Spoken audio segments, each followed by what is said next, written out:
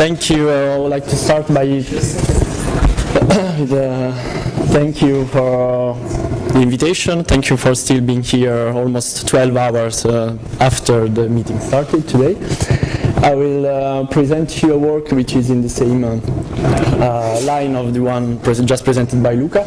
Luca is one of the co-workers in this work, and the work was partially financed by this LEA, specifically for Luca being in Paris for working on this.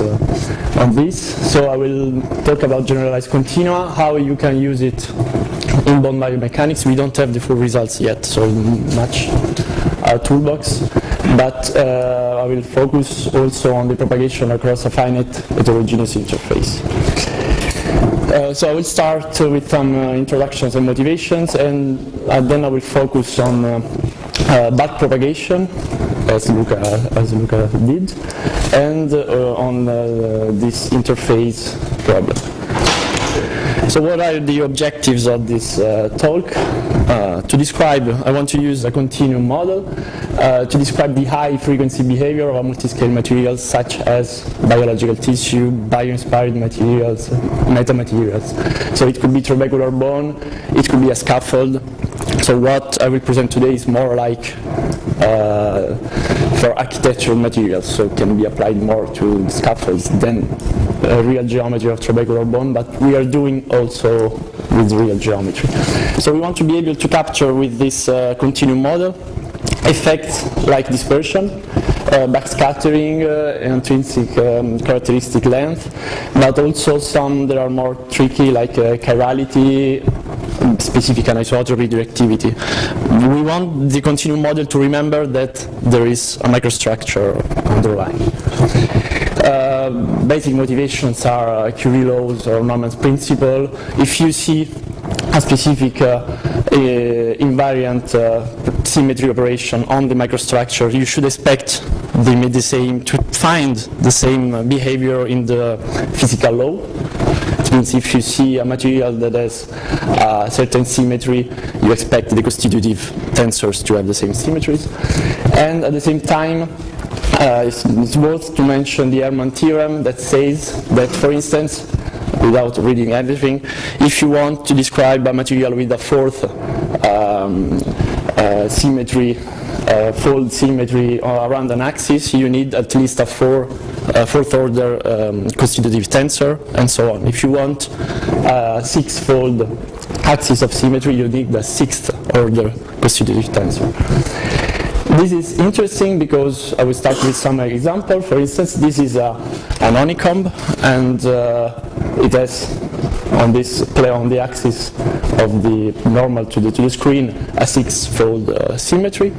And so classical elasticity cannot describe this as an anisotropic continuum. So in classical elasticity, this is isotropic because the fourth order tensor of elasticity. But if I do a simple test, so I put a shear couple just in the middle of this honeycomb, the test is conducted on finite element. So these are beams. So this is the real lattice at low frequency. Here is 800 Hertz because let's say the cell is centimeter scale. You have some like isotropic. The finite size of the specimen makes that it's not real a perfect circle, but it's almost isotropic. If I go to 2 kilohertz, so I increase a little bit the frequency, you can start seeing clearly the microstructure. You see the hexagon and energy. This is energy that are plotting. The hexagon is going out, the pattern of the lattice, and you have preferred directions for wave propagation. You cannot describe this with a Cauchy theorem. If I compare the results, so this is the same simulation, it's only in 3D. So this is the pulse and the energy flowing in all the direction at high frequency. This is the discrete simulation with beams and finite element. This is what is obtained with the second gradient, so it's not a circle like it would be with the classic continuum. And this is a 2D simulation on the second gradient 2D continuum which has a 6th order constitutive tensor, so can see, for instance, this kind of anisotropy. So this is quantitative identification. What is important is for obtaining this, I only added one coefficient to the two, so this is isotropic, so for describing this, there is Young modulus and Poisson ratio, or the two Lamé coefficients. Here, for obtaining this, I only activated the only one say higher order coefficient that is responsible for this breaking of symmetry. So this is obtained by performing a harmonic decomposition of the tensor, but you can select relevant coefficients. So we are not adding hundreds of coefficients. This is only one coefficient more. So the idea for generalized continua, just to focus, is okay, the starting point will be the Cauchy continuum. What you can do, you can add additional degrees of freedom, like micro-rotation, micro-stretch, to describe the deformation or rigid motion of your microstructure. And you have, so kind in the Ehringen name nomenclature, you have micromorphic continuum, or you can add additional gradient of strains. So you keep only degrees of freedom that are the 3 displacements. If you are in 3D, you have strain gradient continuum. Speaking of beams, these are Timoshenko beams, and these are Euler beam or Bernoulli beams. And you can go from one to another by adding some constraints. Let's say you say that the sections are rigid and they follow the gradient of the displacement, so you go from this to this. To fix the idea, we only use this complicated graph to show you what is the kind of dispersion relation for a real lattice. This is obtained with using Bloch theorem. So computation on a lattice on a unit cell. Only to show you that we have, this is frequency, this is wave number, and over the first Brillouin zone, but I don't want to go into detail. The thing is that you have at low frequency the so-called acoustic branches, so a lot of feature. If you increase the frequency, you can start seeing these optic branches that are there also if you have very long wavelength. You can have band gaps, so the behavior of microstructured solid is quite complex. So why do we want a generalized continuum to describe this?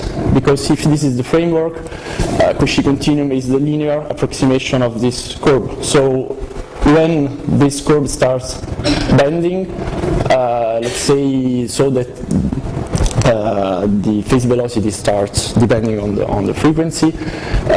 Of course, this model is no more valid.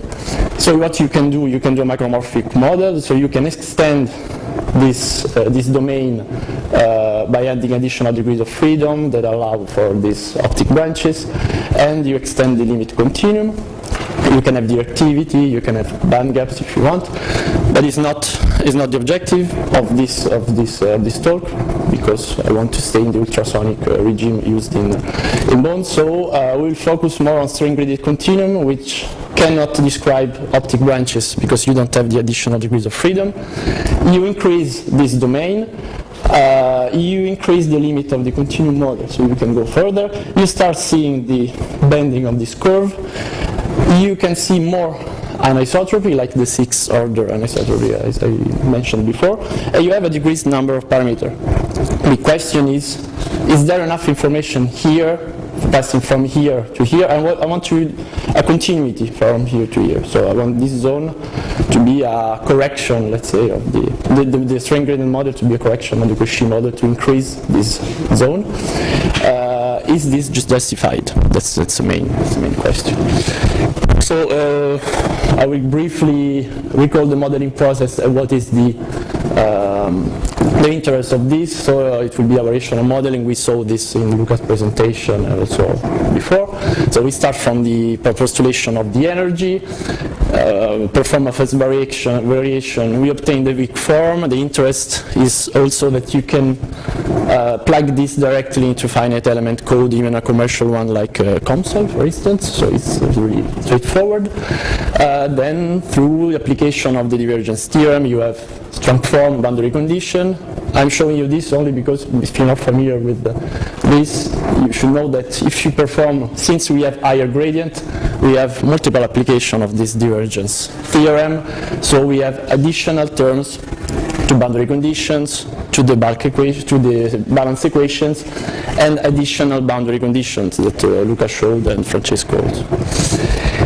The advantages of this are, for a computational point of view, you have directly the good boundary condition, you obtain directly the weak form, and so with respect to the full calculation of the geometry, you have some advantages. The drawbacks are, for the finite element point of view, you need more regular functions to do this. So in the simulation I showed you before, I used Hermite polynomials, but you have a lot of techniques. I'm not an expert on this.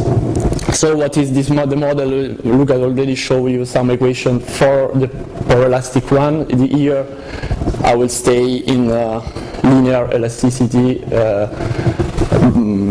without dissipation.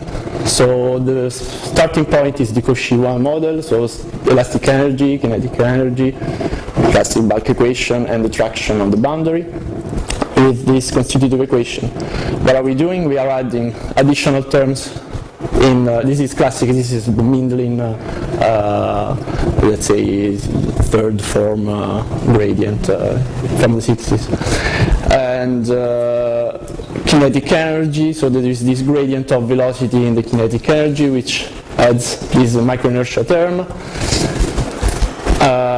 This makes us, leads us to this bulk equation, where we added some divergence here, this term, additional term here. We need more complicated constitutive equation, and here you can see the tensor A, which is a fixed sixth order tensor. You add something to tractions, you need hypertractions, and also edge or wedge forces where you have a wedge. So the main point is the constitutive equation.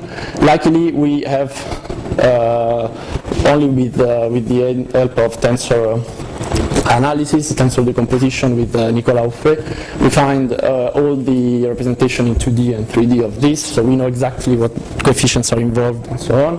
And if we limit ourselves to centrosymmetric materials, for instance, the coupling is not present, and so we only need to know the coefficients of this.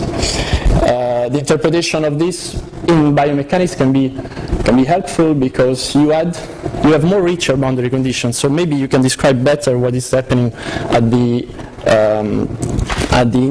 interfaces. For instance, if your bone is really clamped, is really attached to the implant or not. This was the idea.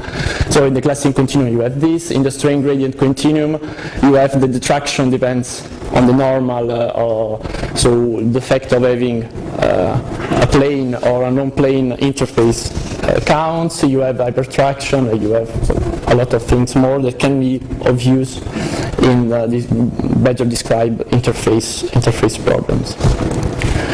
So I will show you now an example, a quantitative example about bulk wave propagation. I will use a very simple microstructure. So the microstructure is composed by, this is 2D, plane strain.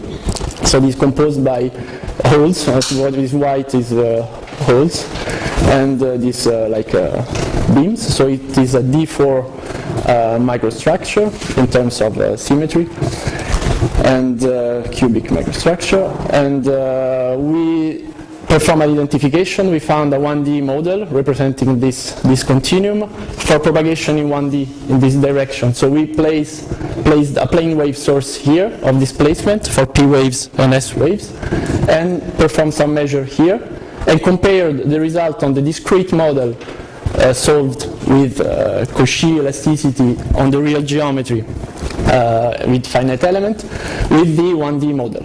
Okay, so the first step is the identification. This is the result. I will not go much further into the details, but you can see in this line, this straight line, this is group velocity, I will focus on this, is Cauchy continuum, so everything is constant. And in black you have the strain gradient, and the points, the dots, are computation of these quantities obtained with block analysis on the unit cell. So it's reference, if you want. So you can clearly see that when you reach this 100, up to here the curves are in agreement, and then they start deviating. And this has a clear interpretation. This 314 is the size, is when the wavelength is exactly twice the size of the microstructure. So from this we can find a validity range of the model, and these curves, the black one, are obtained by fitting this phase velocity or group velocity curve. So what can be done is, if you don't have a periodic microstructure like this one, you can have experimental points and try to fit with these experimental points. And it's better to do this on group velocity rather than phase velocity. So it allows us to explore the validity range of the model. This is interesting. What there is in this plot, we changed the size of the beams. So here you have really thin beams. Here you have, correspond to 1, you have an homogeneous media. So here the medium is not dispersive, and here you have really thin beams. And here you have the ratio between the wavelength and the size of the microstructure. Okay, so here you have 9 the wavelength. There is 9 times the microstructure, and so on. So when you are here, you have that the wavelength is exactly 3 times the microstructure. So these are the validity domain. Okay, where there is the gray, it means larger is the gray zone, larger is the validity domain. So of course, if the medium is homogeneous, you can use the Cauchy model up to higher frequency, higher values of K. And the objective is to, these are P waves, these are S waves. The objective is to show that we pass from this to this. So this is strain gradient. These zones, these gray zones are larger. Okay, and we can go with this specific case and this identification. The model works with the 1% error on group velocity up to a wavelength that is roughly between 5 and 6 times the size of the microstructure. This is the comparison, and it is important to remark that group velocity is the quantity that is more sensitive. I mean, phase velocity has a validity domain that is a bit larger. So if you do the interpolation or the fitting on phase velocity, you risk to lose group velocity. So it should be done on group velocity. Then we tested this with the time domain simulation. So at low frequency, so here is periodic, so it's a periodic medium, a pulse here. Then here we measure low frequency. This is of the size of the centimeter again, so this is kilohertz. If I do this at millimeters, I will go up to more reasonable scale for a bone, but this is not the problem. So low frequency, everything is agreement. Cauchy works very well, and strain gradient works very well. When we increase the frequency, you can see this like backscattering effect. You can clearly see that for P waves, higher frequencies are slower because they arrive later, and Cauchy model can only predict the first arriving signal here. And with strain gradient, you can follow the curve a bit longer. Here we are almost at the limit of the validity of the model. And this was a negative dispersion. So higher frequencies travel slower. S waves, in this case, have positive dispersion. So low frequency, again, everything is okay. High frequencies, you can see that low frequencies are slower, so it's something that arrives a little bit earlier than in Cauchy. And again, if you use a strain gradient model, in this case, you can fit better the the curve, so it's a quantitative evaluation. This is the same, but this is a cut, so you can see the wave propagating at 3 time instants, so you can see that the Cauchy model cannot follow really these waves that are left behind. Actually, this is a really straightforward interpretation. The waves is propagating, it's a P wave in the lattice. When the wave passes, excites the resonances, even if it's far from the resonances of vertical bars that continue oscillating and they stay a little behind. So this is the micro interpretation of this. And this is only possible, this fit, with the micro inertia term. It's the only responsible for this behavior. The same for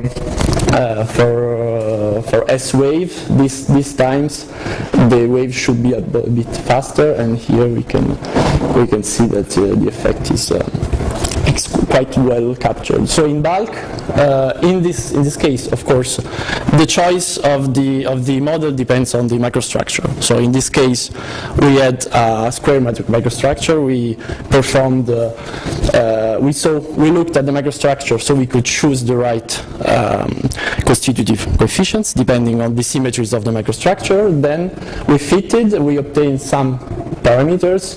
The others they were very small. Also here, only a couple of parameters are showing up. So the other are put to 0, and this is only 1D. It's only in one direction where P waves and S waves are uncoupled. So we choose a simple problem, only to show that can be done. So I promised you also something about thick interfaces. So from now on the right you have some microstructure continuum, and on the left some classic continuum. This can be implant, titanium implant, and this can be bone. And we suppose that we want to describe what's happening at the interface that can be really sharp, but can be described in a naive way. You can have a so-called interphase, so something that you have to describe geometrically to take into account the effect on the reflection of the wave. What we wanted to do is to replace this interphase with an interface, so something with 0 thickness, with some generalized properties, let's say. It will be an extension of surface elasticity.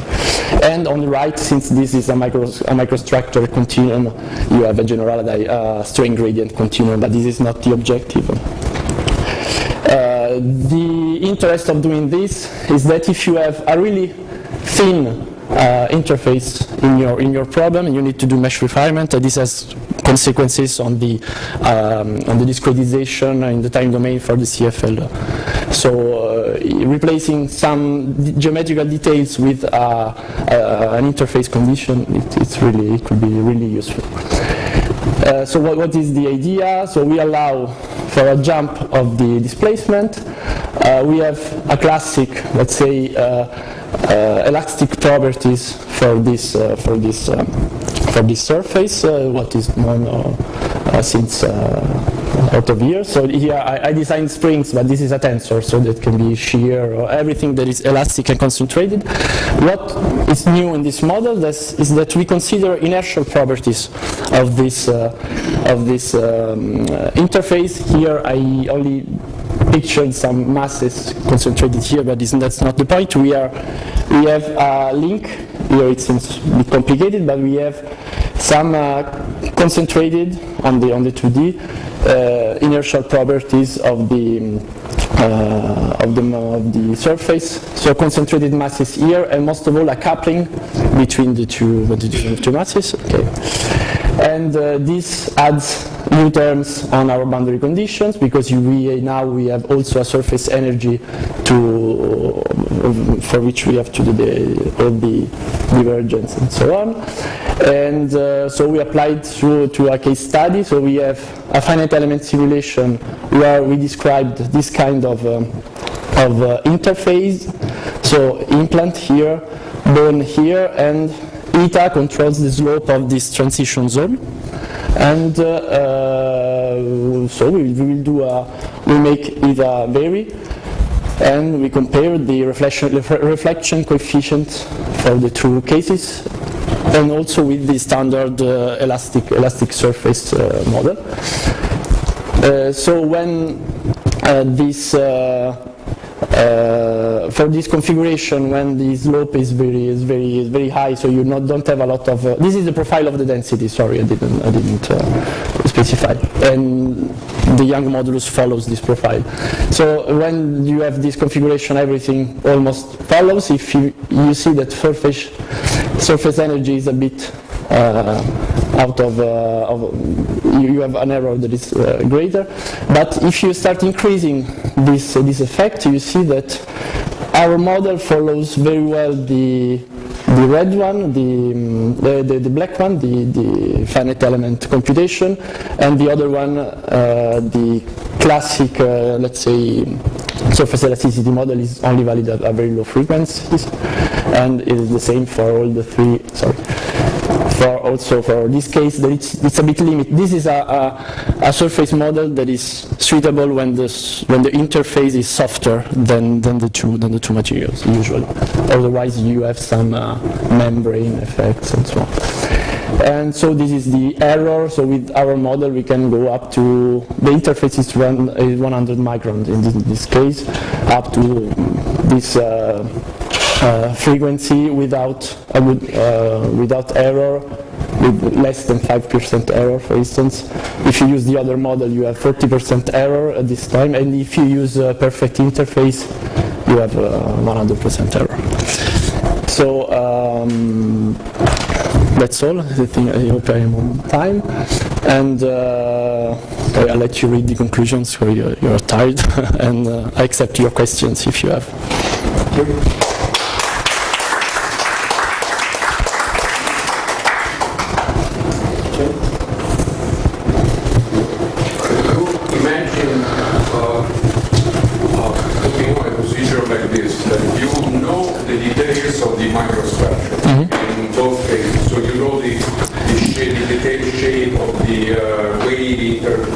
Of the interface, or beams, the small beams, the geometry of the material properties and so on, and having a sort of formula would be expected too much by procedure for a constructing procedure for obtaining at least the guess. A rough value of that coefficient that you have to put in the second gradient. So I'm thinking of something more complicated, but of the same style of the fact that you say in the Euler-Green theory you have a fairly stiffness when E. Then Navier and Benin and so on told us that you can that B can be identified with the product of the Young modulus times the moment of inertia. So something more complicated than this. Yeah, sure. You should do this by homogenization. I think starting from a lot of people are doing this. This is a phenomenological approach. We are fitting. We are doing a first step where we select the model, starting from the if we have a periodic arrangement of cells. You can look at the modes of the cell as a certain frequency and see, for instance, if rotation appears, then it means that you need a micro, you need to add the degrees of freedom of rotation and so on. So there is a first observation of the microstructure to choose roughly the model, and then there is the fitting procedure. So with respect to bone, I only expect to try to fit the wave, the phase velocity or group velocity. Problem is that there are a lot of coefficients that concur in determination of only two velocities. So I have a question. Sorry. For the last part, the interface. You could also model an interface by impedance condition. Yeah. complex impedance, which includes the inertia effect. Yeah. This. And so, would this be? Could you have the same kind of result, or is there something more in your approach? We didn't check, but what is interesting in this approach that I didn't show the procedure, but we know in the shape of this we can identify directly the coefficients, and I'm not sure. I didn't check if it is exactly the same in terms of what you can. In terms of identification, I mean, I think that you can end more or less on the same curve. This is only reflection coefficient, so everything is mixed. More traditional way. Yeah, sure. Sure. But the objective here was only to try to. This is only a first attempt, but it was an interpretation and identification of the coefficients. No question? If there is no question, thank another speaker.